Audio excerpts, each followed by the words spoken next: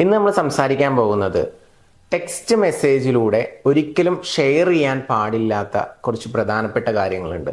അത് ഏതൊക്കെയാണ് എന്നുള്ളതാണ്.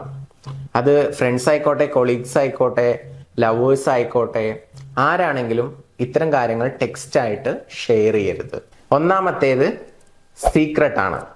നമുക്ക് ആരോടെങ്കിലും എന്തെങ്കിലും രഹസ്യം പറയാനുണ്ടെങ്കിൽ അത് നേരിട്ട് പറയുക മാക്സിമം.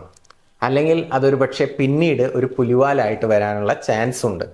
അപ്പൊ സീക്രട്ടുകൾ എപ്പോഴും ടെക്സ്റ്റ് ആയിട്ട് അയക്കാതിരിക്കുക, പ്രത്യേകം ശ്രദ്ധിക്കുക.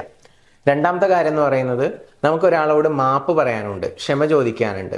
അത്തരം ഒരു സാഹചര്യത്തിൽ അതിൻ്റെ ഡെപ്തും ആ ഒരു ഫീലും ചോദിക്കുന്ന ആളുകളോട് ഒരു റെസ്പെക്റ്റും ഒക്കെ തോന്നണം എന്നുണ്ടെങ്കിൽ, അല്ലെങ്കിൽ അവരത് സ്വീകരിക്കണം എന്നുണ്ടെങ്കിൽ മാന്യമായിട്ട് നമ്മൾ നേരിട്ട് തന്നെ ചോദിക്കണം.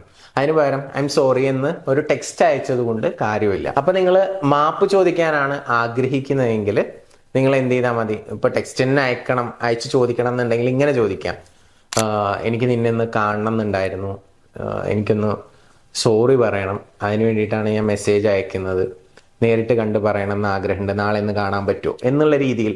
അഥവാ നമ്മുടെ ആ ടെക്സ്റ്റിൽ വ്യക്തമാക്കുന്നത് എന്താണ്, എനിക്ക് സോറി പറയണം, അത് നേരിട്ട് തന്നെ പറയണം, നാളെ ഒന്ന് കാണാൻ പറ്റുമോ എന്നുള്ള രീതിയിൽ. അപ്പൊ നമ്മൾ അവിടെ ജസ്റ്റ് ഒരു ഐ എം സോറി എന്ന് പറഞ്ഞ് അവസാനിപ്പിക്കുന്നില്ല അല്ലെ.